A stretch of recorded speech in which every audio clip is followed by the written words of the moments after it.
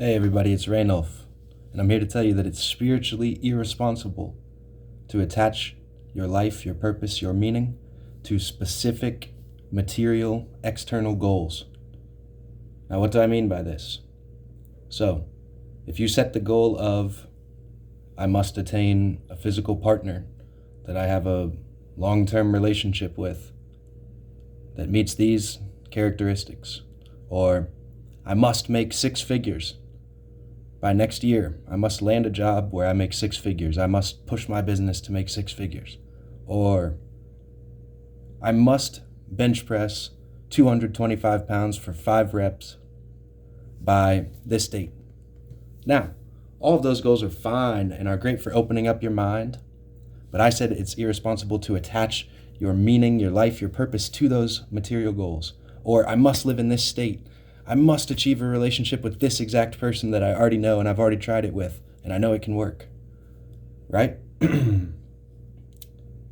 reason why this is spiritually irresponsible is because you, the thinking human in the moment, the person who's making that goal, excuse me, I didn't mean to say unless there.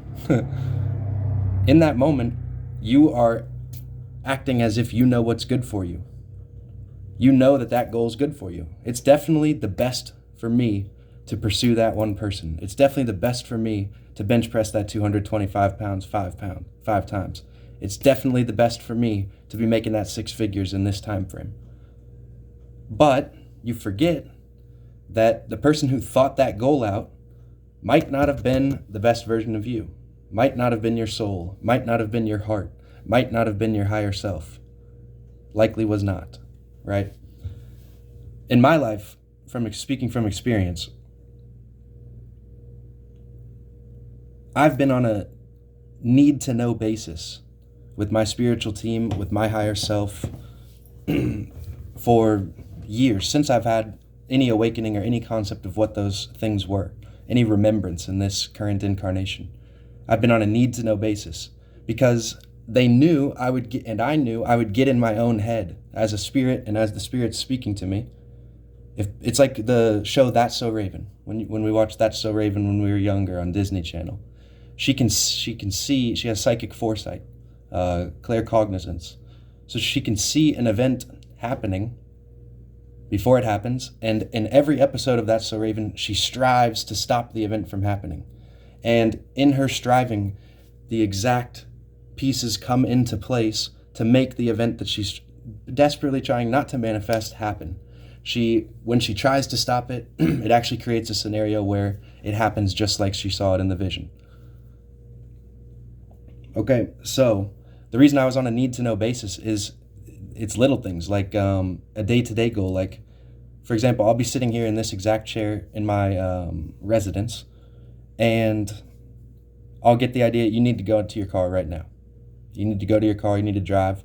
And so whoever's telling me that, whether it be a spirit, whether it be my higher self, they know it's going to take me like 4 or 5 minutes to get ready. I got to get my jacket on. I want to have my supplies in the car. Do I have my wallet? Do I have my keys? Am I going to bring water with me? How long am I going to be in the car? All that stuff. So they know it's going to be like 4 minutes doing that. And they also know that if they tell me where I'm going, I may pussy out. You see what I'm saying?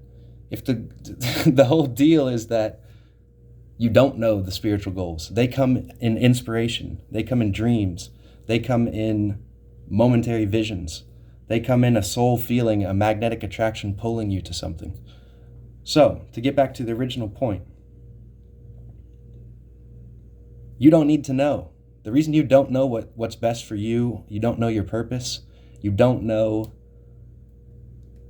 what you should be doing ultimately within the next 5 or 10 years that will bring about your full manifestation into this world, where you're fully abundant. If you're here to serve people, you're serving the exact people you need to serve. You have your tribe. Everything's coming kumbaya. Is because you can't handle the truth. And it takes away all the fun of finding it. It takes away all the fun of the journey if you know what it is. So what I'm here to tell you is to set meta goals. That's the spiritually responsible thing to do, is to set meta goals. What do I mean by meta goals? I mean that it's not one material principle that you're aiming for, one material object, possession, thing, person, place, you are manifesting a spiritual energy. So you're manifesting abundance instead of six-figure job, because the six-figure job's probably not the best thing for you. You can get that same abundance or a similar level or more, definitely more, if you follow the spiritual path, right? And the journey will be much more fun, much more fulfilling, and you'll end up in a place where you don't have to set another goal that's material and keep that cycle going. You make the six figures, I'm unfulfilled, now I need a significant relationship because this job is not fulfilling me. I'm in a city away from my tribe that I needed to move to take on this six-figure job, say. And now you got to spin the wheels all over again and set another material goal. You see? So the spiritual goal that I've set for my life is embody my higher self, my soul, and the purest form of me, the essence of me that was always there before any of these human incarnations, before this body. I want him, her, it to be speaking to you right now, to be driving the car, to be sitting in this chair, to be doing it all. And that's been the goal for years. And the thing about these spiritual goals, they're ineffable in a lot of cases, especially to outsiders. Nobody can see the small progress that's happening. Even it evades even your own perception, your own awareness, your own attention. You even forget and fail to see how it's happening, how the pieces are falling into place. But behind, it's as if you're wearing a white robe, a fully white tunic, a white robe, right? A dress if you're a woman. It's fully white, beautiful, like ivory. And when you made that goal for your higher self to come in, threads were inserted into that white tunic, say a blue thread and an orange thread, for example, to show both polarities of your higher self. And every day, while that thread was there and you were taking the actions and the manifestations, it passes through the shirt another time and pulls out the other side with the needle and passes through. So that in 5 years, my whole tunic will have embroidery of the blue and orange. It'll be showing up in my investment. Investment comes from the vest that you wear. The vest, like a vest, and then you're in it mentally. I'm invested in my higher self. It's invested in this body. You see?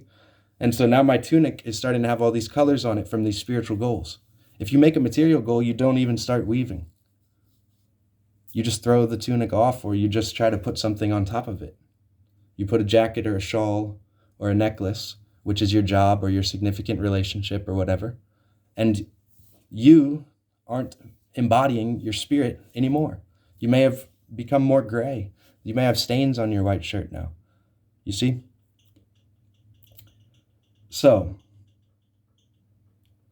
that's the basis of this video, is to make the broad spiritual goal. Money equals abundance in the spiritual sense, prosperity, right?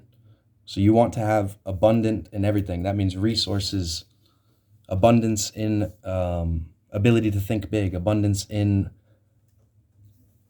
libido, aggression, energy to move forward each day, abundance in positive connections, abundance in love, abundance in self-confidence. You see? And that can intertwine and weave all over that tunic. That can be everywhere. Instead of the stain just being in one spot, you've got threads now going all over like a mandala across your entire tunic, because that abundance, that green thread, is weaving into every aspect of your life now. It's not just abundance in the career, which is actually just keeping you away from your spiritual purpose, because now you've sold time. We don't have time around here, guys. That's what Cronus is here to teach you. We don't have 9 to 5, 5 days a week to serve our spiritual purpose. Meaning, if you're at the job, all of that time just about is keeping you away from doing what you're supposed to do. Okay, so I'm going to keep it there, about 10 minutes.